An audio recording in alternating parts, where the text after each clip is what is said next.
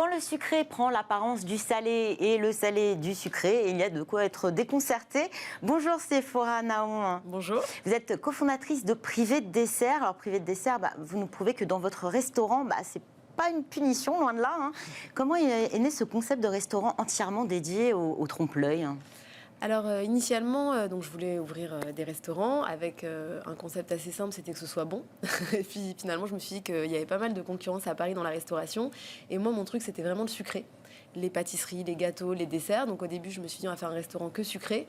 C'était peut-être pas assez consensuel pour tous les palais. Donc je me suis dit, on va faire que des desserts, mais en version salée et en version sucrée. Donc aujourd'hui, nos entrées et nos plats prennent l'apparence de dessert, mais sont bel et bien salés. Et nos desserts, du coup, on s'amuse un peu, prennent l'apparence de plats salés, mais sont bel et bien sucrés. À l'origine, vous n'aviez d'ailleurs que... la carte des desserts, c'était bien du sucré avec des appellations sucrées. Vous Exactement, avez voilà. décidé de... Pourquoi d'ailleurs ce changement, finalement? En fait, les clients étaient tellement ravis des trompe-l'œil en entrée et en plat qu'ils ont vraiment plébiscité qu'on étende le concept jusqu'à la fin du repas. Et donc, on s'est dit, autant l'adapter à la totalité de la carte. On va découvrir quelques recettes. Alors, j'ai vu un brownie. Oui. Assez surprenant, hein, puisque c'est à base de joues de bœuf. Oui, exactement. Ça, c'est la carte actuelle, oui.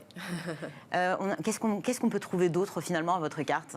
Alors là, justement, en fait, on est en train cette semaine de là, changer je suis en train de changer. Voilà. Bon, je vais découvrir avec vous le changement de carte. Exactement. Et puis en plus, on a revu un petit peu notre façon de faire.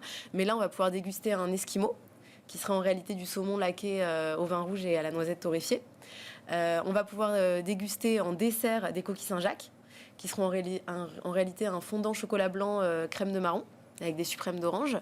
En entrée, vous pourrez déguster un Mont Blanc qui sera en réalité des fruits secs avec du foie gras en terrine et un petit toast. Donc voilà, c'est vraiment des appellations classiques de la pâtisserie française, mais déclinées en salé. Ça, vous revisitez des grands classiques de la cuisine française. Mais alors déjà, les classiques sont techniquement compliqués. Réaliser des trompe-l'œil encore plus compliqué. Quelles sont les exigences du trompe-l'œil? On doit avoir le goût, surtout l'apparence, et on travaille des textures qui finalement ne se prêtent pas à... J'ai effectivement cette image de œuf mayo, oui, c'est de la panna cotta, exactement, coco, ouais, avec, pour recréer le jaune d'œuf. C'est du coulis de mangue passion, voilà. Ouais, et c'est vrai qu'il marche très bien ce dessert. Oui, c'est assez contraignant honnêtement pour les équipes en cuisine parce qu'on a aussi les contraintes habituelles des restaurants, à savoir faire des produits frais, du fait maison, tous les jours produits par nos équipes. Donc déjà, ça, c'est des contraintes, mine de rien. Et nous, on ajoute cette contrainte du visuel. Donc on a beaucoup de brainstorming quand on change de carte. Parfois, on part d'un produit qu'on a envie de travailler. Parfois, on part d'un dessert qu'on a envie de décliner. Parfois, on part d'une association de saveurs. Mais donc, effectivement, il faut avoir des bons produits faits maison, tous les jours et en forme de dessert. Donc c'est assez contraignant, mais du coup, on s'amuse pas mal. Vous étiez destiné à une toute autre carrière. Oui. Vous avez finalement, votre passion vous a rattrapé, celle de la pâtisserie. La pâtisserie demande énormément de précision. Est-ce que ça vous aide finalement dans votre travail au quotidien? Alors c'est vrai que la pâtisserie, c'est très précis et assez technique. Nous, finalement, c'est des codes de la cuisine plutôt que de la pâtisserie. Et c'est des astuces après de dressage. Voilà, on s'amuse avec les découpes, les dressages, on fait des chantilly salés. Donc c'est plus des petites astuces que du gadget, si vous voulez. On ne fait pas, par exemple, de la cuisine moléculaire ou ce genre de choses. Donc c'est plus les codes de la cuisine classique, traditionnelle française, type bistrot, mais avec des petites astuces de dressage pour s'amuser, donner un visuel de dessert. Par exemple, là, on a des gnocchis qu'on fait en forme de gaufre. Voilà, c'est une pâte de gnocchi à la romaine. Le gnocchi à la romaine, c'est à base de semoule de blé. Et là, on les fait dans des moules à gaufres.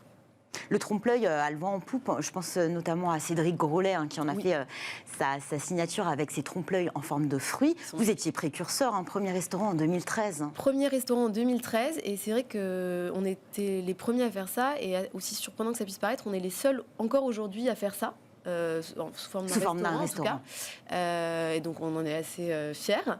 Et voilà, donc Cédric Grolet, ce qu'il fait, c'est incroyable. Pour le coup, c'est très technique parce que lui, c'est en plus les codes de la pâtisserie. Nous, ce qui nous a amusé et ce qui a aussi porté le concept, c'est que depuis qu'on a lancé, il y a eu des épreuves dans les émissions culinaires qui ont repris le concept. Phare d'ailleurs. Voilà. Et donc du coup, ça a aussi éduqué les gens à ça. Donc voilà, c'est tant que tout le monde fait du trompe-l'œil, on est content. Merci beaucoup, Séphora Naon, cofondatrice de Privé de Dessert, aux côtés de Sophie Journeau. Exactement. Nouvelle carte cette semaine, Voilà. la semaine prochaine. C'est la fin de cette émission. Merci à tous de nous avoir suivis. Merci à l'équipe qui m'a accompagnée aujourd'hui. Je vous donne rendez-vous la semaine prochaine pour un nouveau rendez-vous de Smart Food. Bonne journée et à très vite sur Bismart.